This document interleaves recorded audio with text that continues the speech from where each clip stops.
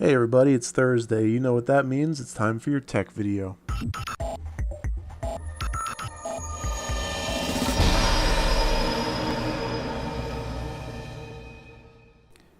Okay, tonight I'm just going to be talking about some new Google services, including Google Plus and Google Music.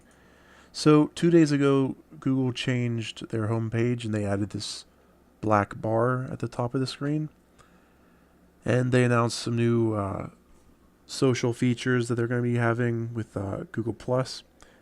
And right now, this service is only invite only, but I was invited yesterday and I got a chance to look at the service. So here it is. It's a lot like Facebook, and I'm just going to go over some of the features with you guys. So when you first go there, you're going to get this home screen. It's going to go over some of the features. Um, there's Google Circles, where you can just put all your groups of friends into different circles. Um, this is one of like the main things of the new site, but some people I guess don't know this, but Facebook already has this feature.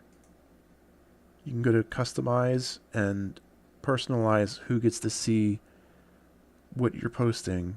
You can choose groups of people to decide who sees it and whatnot. But Google is making this a bigger part of the new site, and there's Google Hangout, where it's like video conferencing with a group of people. There's Google Sparks. It's Google recommending news stories that are similar to things you're interested in. So here's your homepage. It's a lot like Facebook, like the Facebook wall. Um, but that's a good thing because it's a good design and it's pretty clean and easy to use. So you can choose to have a stream of everybody or just your friends, just your family, acquaintances. And there's also Google Chat built in, which can include AIM chat and Facebook chat. So that's nice that that's built in. At the top of the screen, you can go to photos. But right now, the problem with testing this right now is that to use the site fully, it needs to have a lot of people on it. And right now, I know very, very few people who are on the service, so I can't really take advantage of all the features. So there's a tab for photos. Um, Here's the public profile. You can use this search feature here to um, change the view of the profile. You can like type in somebody's name and get to see how they would view the profile. So there's that. Um, yeah. And finally, there's the last tab. It's Google Circles. Like I said, this is already a feature that Facebook has, but Google did a better job of visualizing how you add people to circles. You can just highlight them or select them manually and just drag them. See, there's a nice like animation, and you get to drop them into a group. And it's cool that there's an animation, and it's um, just kind of like fun to do. But again, this is like the background feature is something that Facebook already does. And I also want to mention that it's kind of confusing. It's getting a little confusing how there's redundancy in different Google services. Like they have this Google Plus service now, but they also have Google Orchid. So I don't really understand why they're having multiple services that do the same thing. There's Google Orchid, Google Profile, and Google Plus. To me, they're all three similar services, and it's just kind of like redundancy. Um, Let me go over some other services. They also have Google Checkout and Google Wallet. Um, I think Google should combine some of these similar services just to make it a little more simple. They have Picasa, Picnic, and Google Images. I think it would kind of make sense for them to combine those three because they're all similar services. They have Google Bookmarks and Google Chrome Sync. They could definitely combine those two to just simplify it. They could combine Blogger with Google Sites because, I mean, really, they're essentially the same thing. They could combine Google Notifications and Google Alerts, and they could combine FeedBurner and Google Analytics. They could combine Google Talk and Google Voice, and I mean, you get the point. There's a lot of similar services that they can combine. Okay, now let's take a look at Google Music. This is a little bit of an older service. This is still invite only, but I was invited about 2 weeks ago to join this. So once you're invited, you get sent to a download page where you download the software that uploads your music to Google Music, and it's all just hosted in the cloud. And it's playable back on your computer or your Android device. And yeah, I mean, it all works pretty well. If you're using a Mac, in the top right corner, you're going to get this headphone icon. It gives you some info about your music. There's a 20,000 song limit. And lucky for me, I've got 19,000 songs right now on my computer. So it just works out good for me. But you can go to preferences to see where your music's located. And yeah, so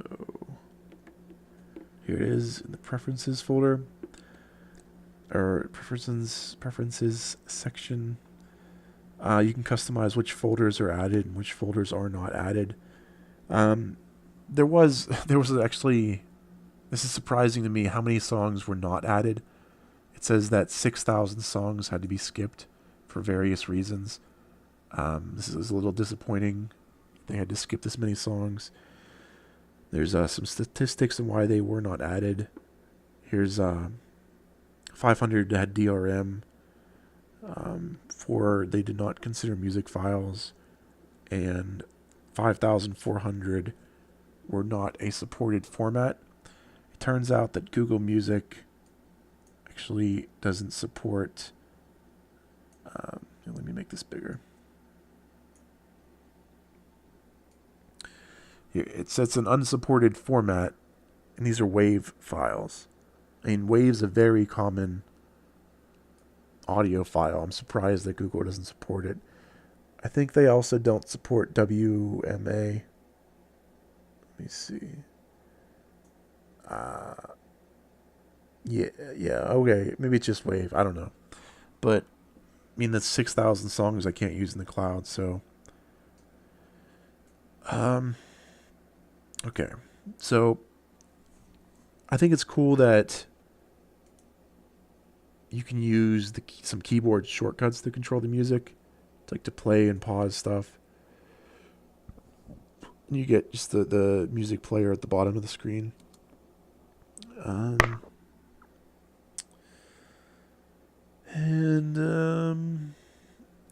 It's really great that this is free right now, but from what I've read, they're probably going to be charging for this in the future.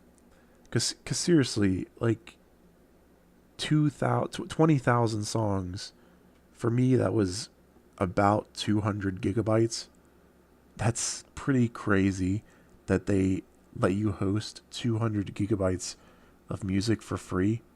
That's really, really impressive. Imagine millions of users if they each had 200 gigabytes of music. Hosting that all for free is just insane. And then there's the bandwidth cost. But they're probably going to charge for it in the future. So both of these services, Google Plus and Google Music, run pretty smooth. There's already a Google Chrome add-on that lets you control the music from any page you're on. Just a little extension that makes it easier to control no matter what tab you're on. So far, Google Plus does not have any add-ons or extensions for the browser, but they probably will in the future.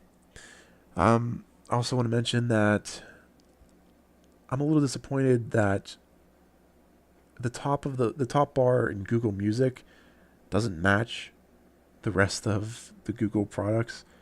There's a black bar on pretty much all the other Google products now, but not on Google Music. Let's go back to the homepage, Google homepage, really quick. With Google Plus, they added this share button in the top right corner.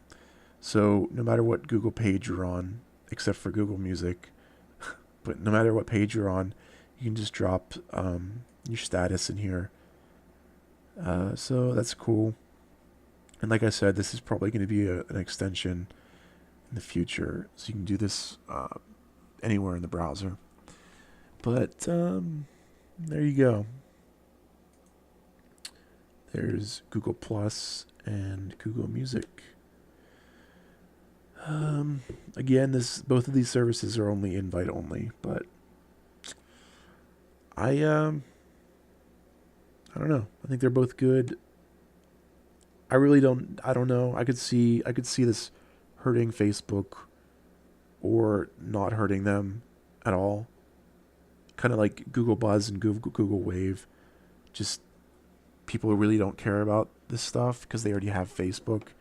But I don't really know. Maybe it'll impact Google in the future, or Facebook in the future, and have them lose some numbers. But I mean, I know over time there's going to be more features in this, and more people using it. So there you go. There's your tech video for the week.